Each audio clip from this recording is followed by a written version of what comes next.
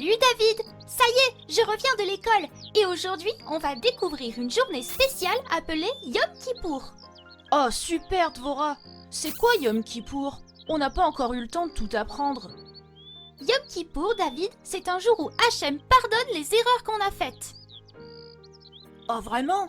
Oh mais c'est génial! Oui, mais pour se rapprocher de Hachem ce jour-là, on doit faire des choses spéciales.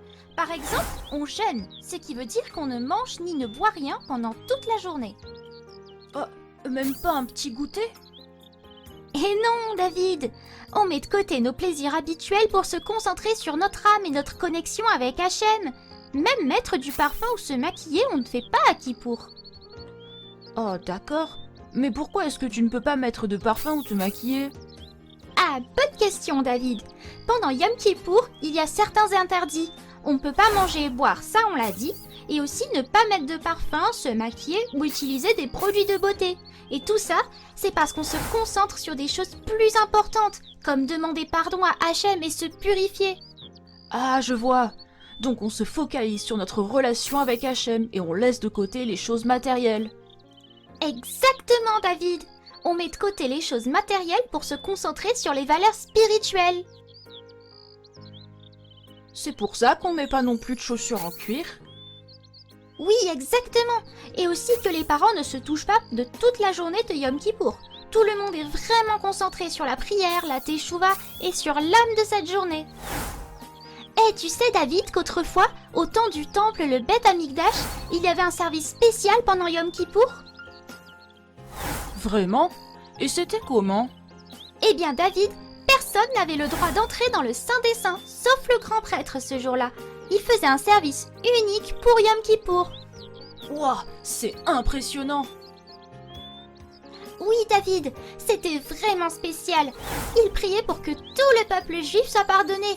Le fil rouge qui était attaché devenait blanc, ainsi il savait qu'il avait réussi, que sa prière avait été acceptée, que tout le monde était pardonné et donc qu'une super année allait commencer. Aujourd'hui, même si le temple n'est plus là, nous prions avec ferveur pendant presque 24 heures et nous lisons les textes qui racontent tout ce qui se passait au temple ce jour-là. Et Dvora, tu m'as dit qu'on priait pour se faire pardonner, mais que se passe-t-il si on fait des bêtises? On peut vraiment tout effacer? Tout réparer? Oui, David, on peut les réparer. Hachem nous donne une chance de faire teshuva, c'est-à-dire de revenir vers lui. Comment on fait ça, Dvora? Oh, alors c'est pas si facile. Mais écoute, d'abord, on doit arrêter de faire les choses pas bien. Par exemple, des choses qui ont pu faire de la peine à nos amis, à nos parents ou à Hachem. Et puis promettre de ne plus les refaire. Ensuite, on doit regretter, mais vraiment regretter ce qu'on a fait. L'avouer à Hachem et lui demander pardon. Et alors Hachem nous pardonne? Vraiment? Oui, David.